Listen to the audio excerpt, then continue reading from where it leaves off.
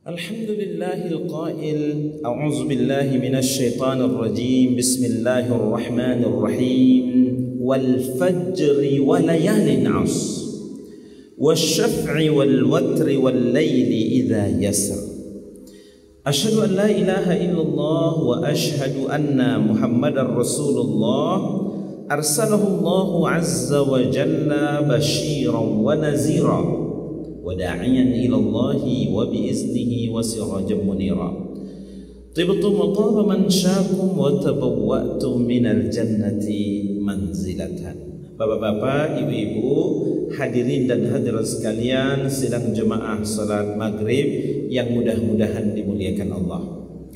Segala pujian hanya milik Allah. Dialah zat yang pantas, yang layak untuk kita puja dan puji, karena pemberian Allah Subhanahu wa taala kepada kita begitu banyak. Bahkan dalam sebuah ayat Allah berfirman, "Inna a'tainakal kautsar." Bukan hanya itu pada Nabi, tetapi memang benar kepada kita semuanya juga diberi nikmat yang banyak oleh Allah. Bahkan bila kita jadikan dedaunan itu sebagai aklam, sebagai kertas, dan rantingnya sebagai aklam, pena yang akan menuliskan nikmat Allah. Air laut, air sungai, seluruh air yang ada dijadikan sebagai tintanya. Maka kata Allah, lan tuhsuha abada. Sekali-kali kalian tidak mampu untuk menghitung nikmat Allah. Dapat dipastikan setiap hari itu nikmat Allah terus bertambah yang kita terima. Bagi orang yang bersyukur, Bapak Ibu jemaah sekalian, bagi mereka yang bersyukur dengan nikmat Allah itu, bertambahnya nikmat yang Allah berikan, bertambah amal solehnya, meningkat ibadahnya, bertambah kuat iman dan takwanya. Itu orang yang bersyukur. Walaupun kata Allah kan tidak banyak itu. Wa qalilun min ibadiy asy-syakur. Amat sedikit dari hamba-hambaku yang bersyukur. Hamba-hamba di situ artinya orang beriman. Dari orang beriman itu sedikit. Maka oleh karena itu Buya Hamka dalam menafsirkan ayat itu dia berkata begini, Allahumma ja'alna minal qalil. Ya Allah, jadikan kami dari yang sedikit itu. Bila engkau mengatakan amat sedikit dari hambamu yang bersyukur, maka tidak apa-apa. Tetapi di antara yang sedikit yang bersyukur itu, satu di antaranya adalah kami. Itu kata Buya Hamka. Oleh karena itu, nikmat yang Allah berikan mestinya setiap hari bertambah dekat dengan Allah, bertambah meningkat ibadahnya, karena semakin hari semakin nikmat Allah bertambah. Tapi kalau nikmat Allah yang terus bertambah itu tidak disikapi dengan meningkatnya ibadah amal soleh, kata Allah hati-hati. Dikecam dan diancam oleh Allah dalam surat Ibrahim ayat 7. La in syakartum la azidannakum wa la in kafartum inna adzabi lasyadid.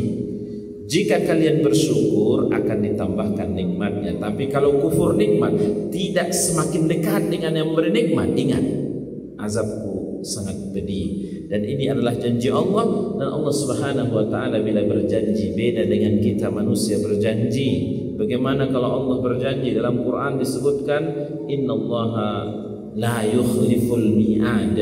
Sesungguhnya Allah sekali-kali tidak pernah memungkiri janji-janjinya. Kemudian kita berselawat dan salam buat baginda Nabi Muhammad sebagai contoh dan tauladan dalam kehidupan kita.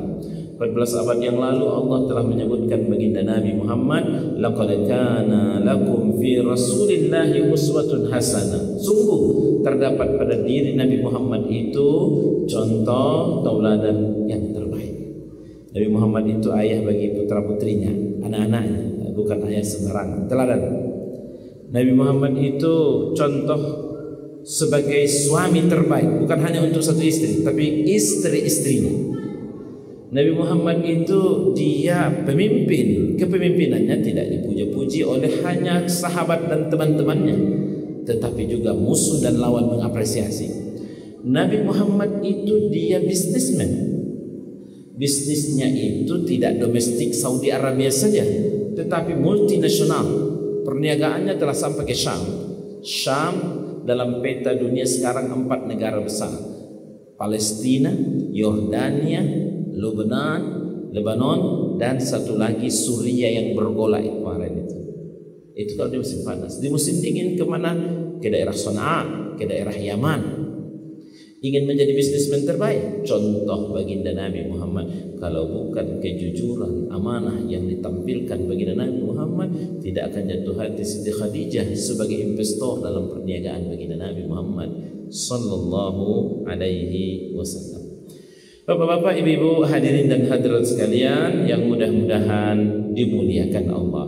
Tidak bosan kita untuk mengingatkan Bapak Ibu sekalian, setiap kita yang hadir di masjid ini memastikan bersama kita ada niat yang tulus, niat yang ikhlas lillahi ta'ala. InsyaAllah dengan niat yang tulus itu, keberadaan kita di masjid ini ba'da maghrib ini akan dinilai sebagai ibadah. Efeknya dengan niat yang tulus ikhlas itu akan berdampak, insya Allah setelah kajian ini selesai akan mampu memperberat timbangan pahala amal soleh kita. Baginda Nabi Muhammad pernah bersabda, innamal a'malu binniyat wa innama likulli imri'in ma nawa. Setiap amal perbuatan sangat tergantung pada apa yang diniatkan oleh seseorang. Bapak-bapak, ibu-ibu, hadirin dan hadirat sekalian yang dimuliakan Allah, kita berada pada hari-hari yang sangat penting. Bahkan Bapak Ibu, saking hebatnya beramal di saat-saat kita ini, wala jihadu fi sabilillah, kata perempuan. Walaupun jihad dan Allah, beribadah di bulan ini justru lebih hebat. Inilah hari-hari penting, hari-hari di mana Allah bersumpah dengannya.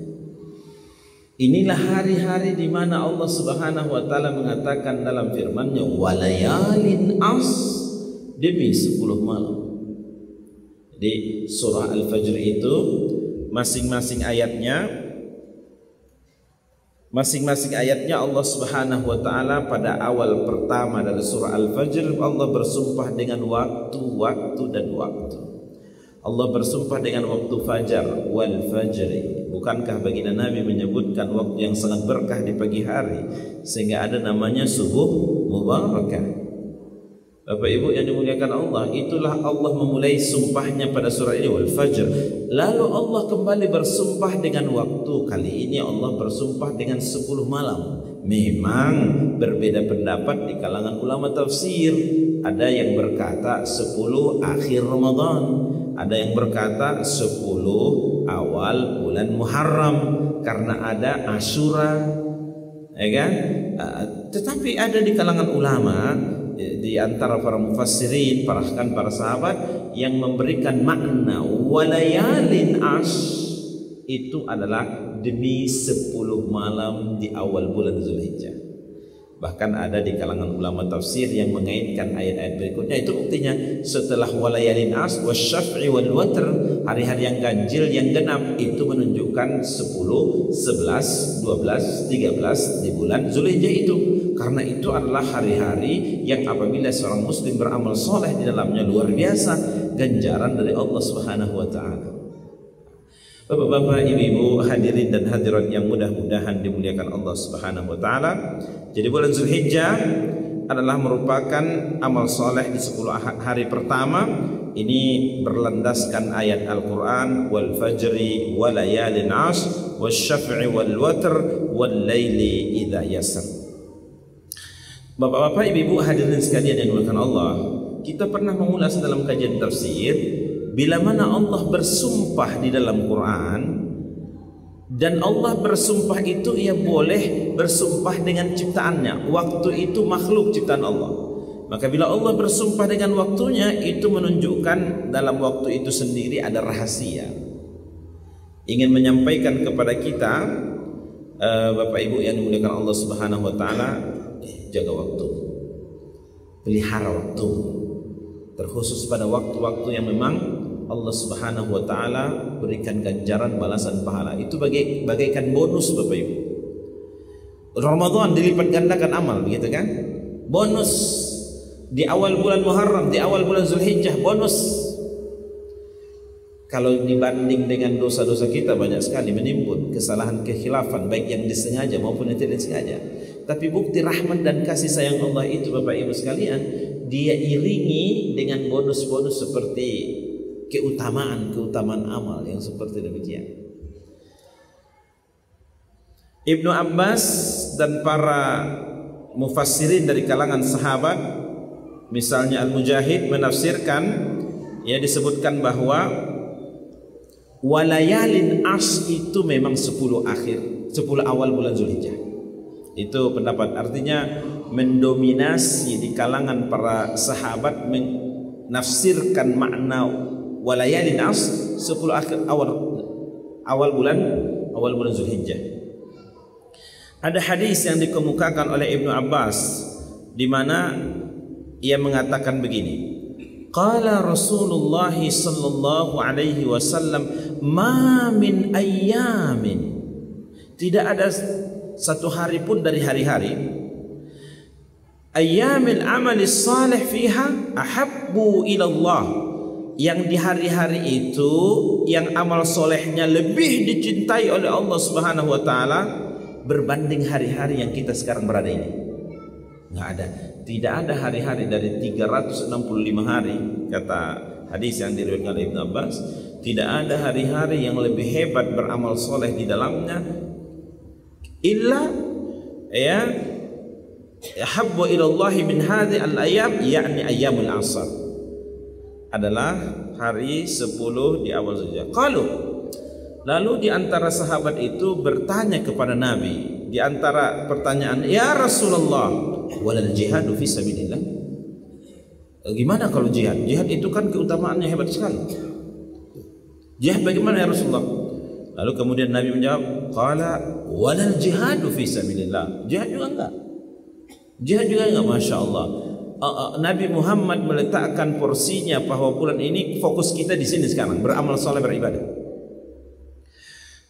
Walal jihad fi sabilillah illa rajulun kharaja bi nafsihi wa malihi falam yarji' min dzalika bi syai'. Kecuali, kata Nabi, kecuali ada seseorang yang ia keluar dari rumahnya dengan dirinya dan dengan hartanya, maka dia tidak kembali lagi syahid di jalan Allah. Itu lain ceritanya. Bapak-bapak, ibu-ibu, hadirin dan hadirat sekalian yang dimuliakan Allah Subhanahu wa taala, beredar di tengah masyarakat amal soleh di bulan Zulhijjah itu pokoknya puasa dari hari pertama sampai hari 10. Bahkan ada yang mengatakan, Bapak Ibu, pokoknya tanggal 10 itu juga puasa. Ada yang berkata begitu. Puasanya gimana? Puasa setengah hari.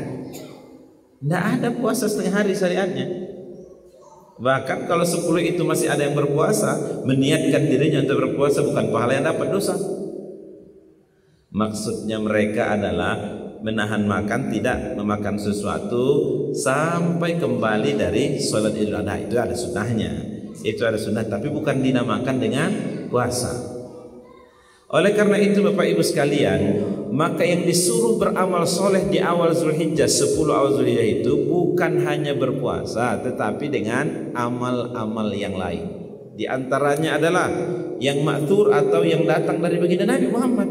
Dan Nabi Muhammad SAW sebaik-baik contoh teladan dalam hal itu. Yang pertama, berzikir, takbir. Itulah sebabnya ada di kalangan ulama yang berpendapat bertakbir itu tidak hanya untuk ibadah, untuk Idul Adha.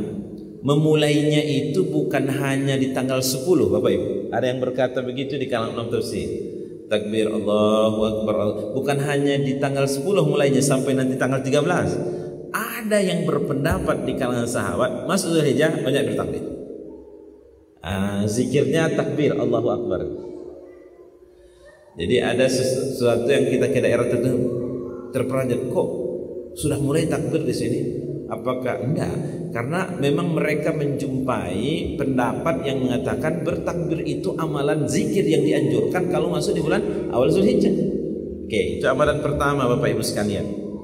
Termasuk diantaranya selain zikir la ilaha illallah, termasuk alhamdulillah. Zikir-zikir ini dilazimkan, terkhusus bagaimana baginda Nabi Muhammad SAW menyikapi 10 akhir ini dengan penuh zikir. Yang kedua, Bapak Ibu sekalian yang dimuliakan Allah, yang warid dalam sunnahnya yang kita menjumpai di dalam riwayat-riwayat, puasa sunnah, khususnya puasa sunnah Arafah pada tanggal 9 Zulhijjah. Bapak Ibu, ini pertama. Kalau Senin Kamis jelas, Senin itu kelahiran baginda Nabi Muhammad dan kemudian ia menyikapi kelahirannya itu dengan beribadah kepada Allah. Kamis itu adalah hari di mana malaikat menyampaikan, melaporkan amalan-amalan kita kepada Allah, dan Nabi mengatakan, saya senang kalau waktu dilaporkan amalku itu dalam keadaan berpuasa, ibadah full. Begitu ya. Jadi selain ibadah yang terkait dengan puasa Senin Kamis, atau mungkin di antara Bapak Ibu ada ingin lebih dari itu, namanya puasa Nabi Daud, selang-seling. Tapi yang warid, yang adanya hanya di bulan ini, di awal 10 ini, namanya puasa Arafah, dan itu tanggal 9 Zulhijjah. Cuma ada pertanyaan Bapak Ibu yang dimuliakan Allah, Ustaz, puasa Arafahnya itu adalah standarnya orang wukuf di Arafah atau tidak? Berarti kalau puasa Arafah adalah standarnya orang wukuf di Arafah, gimana kalau berbeda? Ini Bapak Ibu yang dimuliakan Allah, ternyata jawabannya bukan. Jawabannya yang warid dari Rasulullah adalah tanggal 9 Zulhijjah. Karena Bapak Ibu yang dimuliakan Allah, untuk melihat hilal itu adalah di area masing-masing. Karena perbedaan jarak, perbedaan waktu, kemungkinan besar untuk terjadi perbedaan pendapat dan penglihatan wajar. Di Jepang yang lebih timur mungkin lebih dahulu kelihatannya, karena lebih dahulu terbit mataharinya, begitu. Sementara di Saudi Arabia semakin jauh.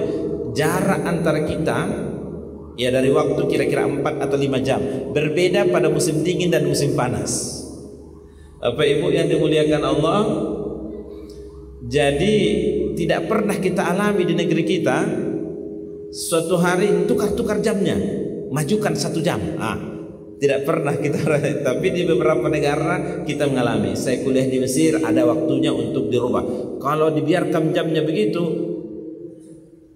terang hari tapi jamnya sudah jam sekian, ya kan?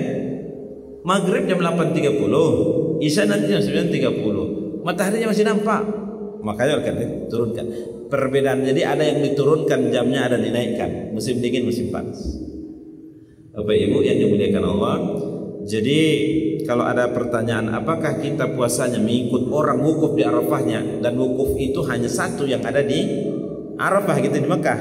Tidak ada kan siapa yang sekian kali pergi ke Pariaman lalu sudah dianggap satu umrah. Itu tidak pernah kita berjumpa hadisnya, kecuali hadis yang dibuat-buat. Tidak pernah pula kita mendengar, tidak perlu lagi sekarang pergi ke Jabal Rahmah wukuf. Siapa yang pergi ke Gunung Kerinci, Gunung Merapi, itu sudah sebabnya. Itu sesat dalam beragama, tidak punya dasar. Jadi Bapak Ibu sekalian yang dimuliakan Allah Subhanahu wa taala, oleh karena itu perbedaan pendapat jangan membuat kita untuk berpecah belah. Ya, semestinya yang seperti demikian, perbedaan pendapat itu ditarik oleh pemerintah, disatukan. Itu belum terjadi hingga hari ini. Itu belum terjadi hingga hari ini. Oke, Bapak Ibu sekalian, tanggal 9 Zulhijjah, ada di kalangan ulama yang mengatakan hari tarwiyah itu bagi mereka yang tidak melaksanakan ibadah umrah, ibadah haji, itu juga disunahkan untuk berpuasa 8 dan 9. Cuma beberapa pendapat ini mengatakan hadisnya tidak kuat dan segala macam. Tapi pada dasarnya ini adalah hari-hari yang dianjurkan untuk beribadah. Itu intinya Bapak Ibu sekalian. Karena Nabi Muhammad itu melaksanakan ibadah hajinya dari tanggal 8 sudah jalan kaki. Dari Mekah jalan kaki menuju Mina. Di Mina dia sampai sebelum zuhur. Lalu dia istirahat dan menginap di Mina sampai besok pagi tanggal 9 Zulhijjah di pagi hari. Lalu di pagi hari tanggal 9 Zulhijjah itu jalan kaki menuju Arafah. Kira-kira 18 km Pak, 19 km. Lalu di Arafahnya sampai kapan? Sampai asar. Asar, tergelincir asar matahari. Lalu turun jalan kaki kemana? Ke Muzdalifah. Ngapain di Muzdalifah? Mabit. Tidurnya di Muzdalifah sampai menunggu waktu subuh, dan aktivitas kita ambil batu. Dapat subuh di tanggal 10, berarti tanggal 10 Zulhijjah dapat subuh, Nabi itu ambil batu, lalu setelah sholat subuh di Muzdalifah jalan kaki lagi. Kemana jalan kaki? Ke Mina. Bapak Ibu yang dimuliakan Allah, saya haji tahun 2002, itu haji pertama saya dari Mesir pakai kapal laut, menjalankan ritual ini semuanya persis seperti apa yang dilakukan baginda Nabi dengan teman-teman mahasiswa yang ada di Madinah. Waktu itu dengan teman-teman melakukan, dan berjalan kaki jauh lebih cepat sampainya berbanding naik bus. Karena busnya juga macet Bapak Ibu. Itu sebabnya jamaah haji kita kan yang reguler berangkat pakai bus, makanya tidur di Muzdalifah, tidur di bus. Ya karena crowded, takut juga hilang jamaahnya. Ya, kalau disuruh jalan kaki. Bapak-bapak, ibu-ibu, hadirin dan hadirat sekalian yang mudah-mudahan dimuliakan Allah Subhanahu wa taala. Jadi maka setelah tanggal 10 Zulhijjah itu melontar Jumrah Akabah namanya. Ada 3 jumrat yang akan dilempar, tetapi untuk tanggal 10 cuma 1, Akabah yang paling ujung. Bapak Ibu yang dimuliakan Allah, di tanggal 10 Zulhijjah itu bagi yang haji boleh melakukan antara yang 3 ini. Yang pertama melontar jumrah, yang kedua tawaf ifadah, yang ketiga tahallul sughra namanya. Ya. Nah, tapi biasanya kalau jadwal orang Indonesia belum di pagi hari itu, karena kalau Nabi mengerjakannya adalah jam 7 jam 8. Tetapi biasanya jemaah Indonesia, Asia yang kecil-kecil dapat jatah nanti malam jam 9 atau ba'da Isya, melihat kekrauditan. Jadi tapi yang sebenarnya Nabi lakukan adalah di pagi hari, di tanggal 10 juga. Ini yang disebut dengan Yaumun Nahar, hari berkorban. Lalu mabit di Mina tanggal 11, tanggal 12, tanggal 13 yang dilakukan itu melontar jumrah.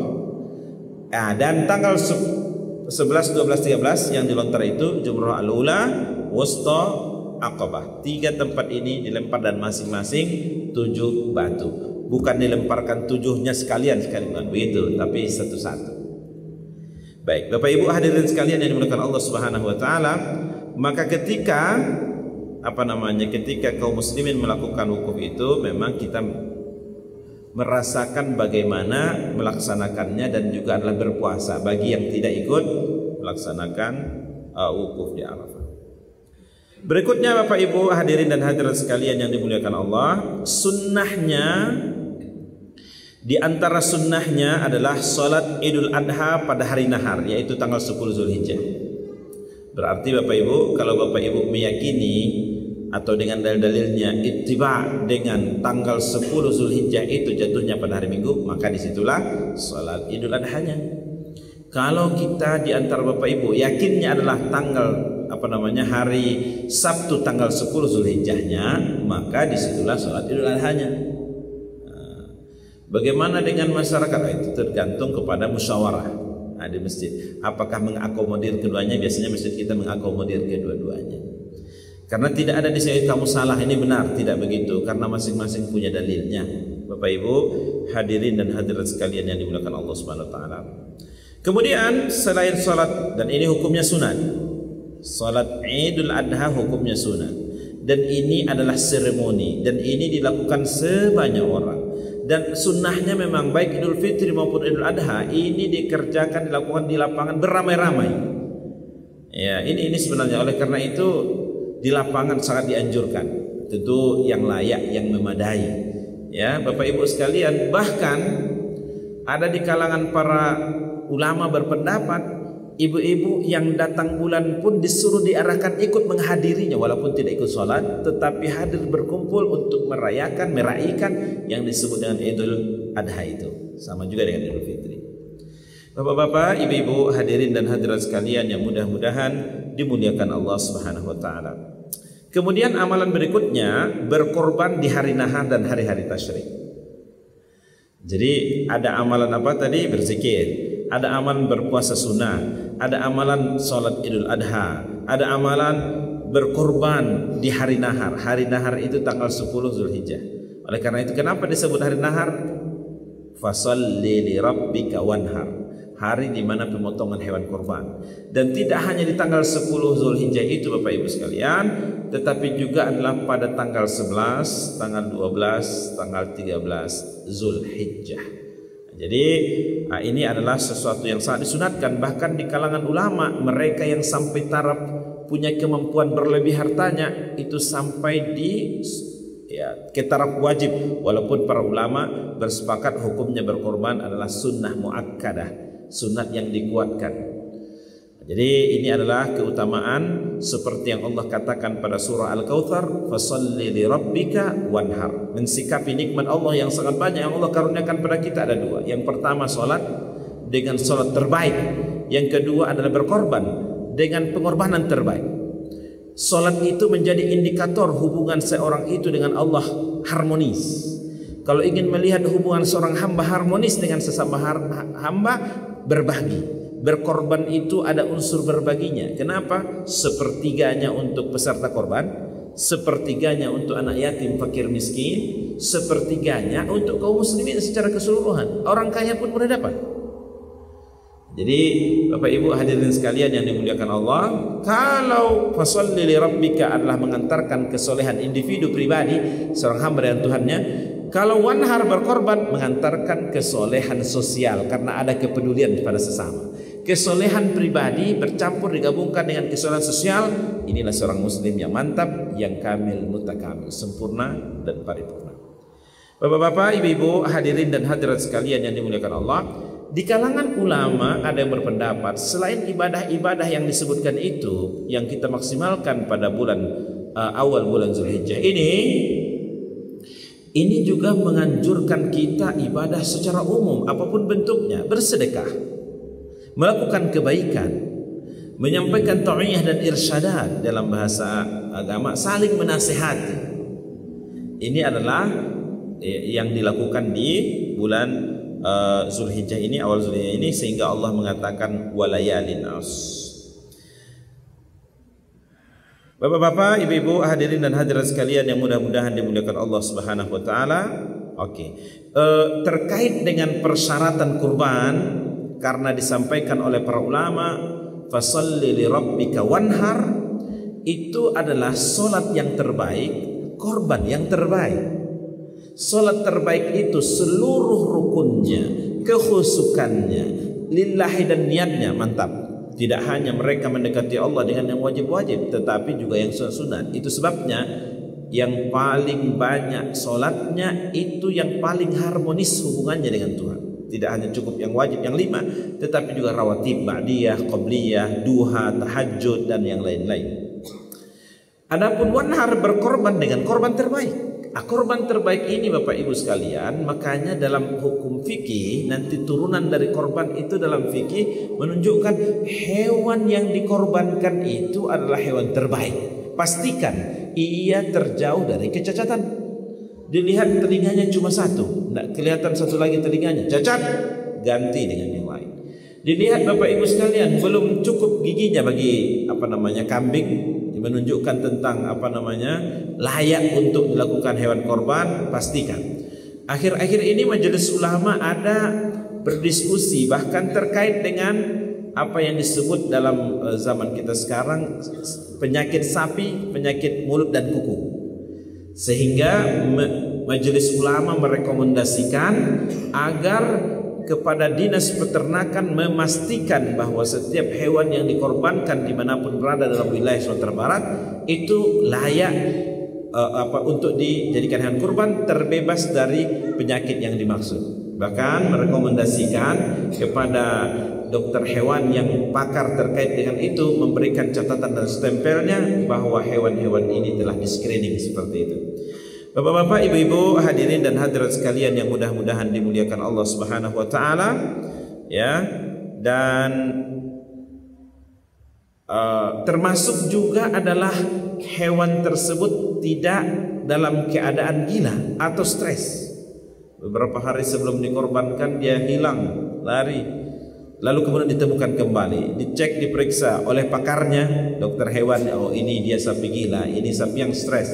itu juga akan merusak pada standar hewan yang dikorbankan itu adalah jauh dari kecacatan, karena itu menjadi syaratnya Bapak Ibu sekalian.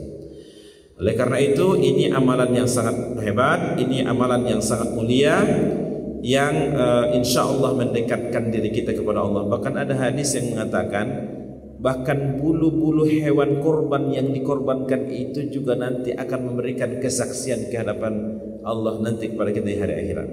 Bapak Ibu, dari hadis itu kenapa yang disebutkan bulunya? Kenapa tidak dagingnya? Kenapa tidak tulangnya untuk yang disop biasa itu? Sampai di kalangan ulama berpendapat sesuatu yang tidak ada manfaatnya saja dalam pikiran kita, bulu-bulu itu pun memberikan persaksian dan bermanfaat ketika ia mengikuti program kurban ini atau ikut berkurban ini. Nah, begitu kira-kira pandangan para ulama dalam hal ini. Bapak-bapak, ibu-ibu, hadirin dan hadirat sekalian yang mudah-mudahan dimuliakan Allah Subhanahu wa taala. Dan disampaikan bahwa penyembelihan hewan kurban tidak hanya pada hari nahar tanggal 10 Zulhijjah, tetapi juga adalah dapat dilakukan pada tanggal 10, 11, 12 dan 13 Zulhijjah. Barangkali Bapak Ibu hadirin dan hadirat sekalian yang mudah-mudahan dimuliakan Allah, itu yang dapat kita sampaikan untuk memaksimalkan amal-amal kita pada 10 awal bulan Zulhijjah ini, dan mudah-mudahan memaksimalkan kita pula ya untuk beramal sesuai dengan syariat yang sampai disebutkan. Adapun berpuasa penuh dari tanggal 1 bulan Zulhijjah sampai, bahkan mengatakan tadi ada yang bertanya dalam sebuah forum, Ustaz, bahkan sampai tanggal 10 Ustaz, di pagi hari itu puasa juga namanya. Itu pengistilahan orang, tetapi namanya puasa yang bersahur lalu menahan dirinya sampai di sampai di terbenam matahari tidak dibolehkan. Puasa setengah hari, tidak ada istilah puasa setengah hari dalam agama kita Bapak Ibu. Tapi memang ada sunnah baginda Nabi Muhammad, kalau Idul Fitri disunnahkan untuk makan terlebih dahulu. Namanya Idul Fitri Bapak Ibu, kembali sarapan pagi. Idul Fitri kembali sarapan pagi. Tapi kalau di Idul Adha itu disunnahkan untuk tidak makan atau menahan terlebih dahulu sampai nanti hewan korbannya disembelih. Bapak-bapak, ibu-ibu sekalian yang dimuliakan Allah, satu di antara hadis baginda Nabi Muhammad yang berniat untuk berkurban tahun ini, maka dari kemarin setelah ia meyakini 1 Zulhijjah itu telah masuk, maka dianjurkan untuk tidak memotong kukunya, untuk tidak memotong rambutnya. Hal-hal yang menjadi larangan bagi berihram itu juga adalah dia larang dalam kehidupannya, sehingga nanti sampai kepada tanggal 10 dalam bulan Zulhijjah. Bapak Ibu hadirin sekalian yang bukan Allah, di antara hikmahnya adalah kita menapaktilasi apa yang dilakukan oleh saudara-saudara kita para jamaah haji, lalu kemudian kita berada dengan penuh kehusukan beribadah kepada Allah Subhanahu wa taala. Bukan berarti Ustaz ini kuku kita sudah panjang, syaitan pula ikut dalam itu. Oleh karena itu, yang berniat untuk mengerjakan kurban sudah tahu sebelumnya, sebelum Zulhijjah sudah dia potong, sebelum Hijjah dia sudah memperbaiki. Nanti di bulan Zulhijjah, dari awal Zulhijjah sampai hewan kurbannya disembelih, baru ia memotong kukunya, memotong rambutnya dan lain-lain. Itulah sunnah dalam syariat agama kita, dan memang ini ittiba, mengikut apa yang dilakukan oleh baginda Nabi Muhammad sallallahu alaihi wasallam. Barangkali Bapak Ibu itu yang dapat kita sampaikan. Hadanallahu wa iyyakum ajma'in, fa'tabiru ya ulil absar la'allakum turhamun. Wabillahi taufiq wal hidayah. Wassalamu alaikum warahmatullahi wabarakatuh.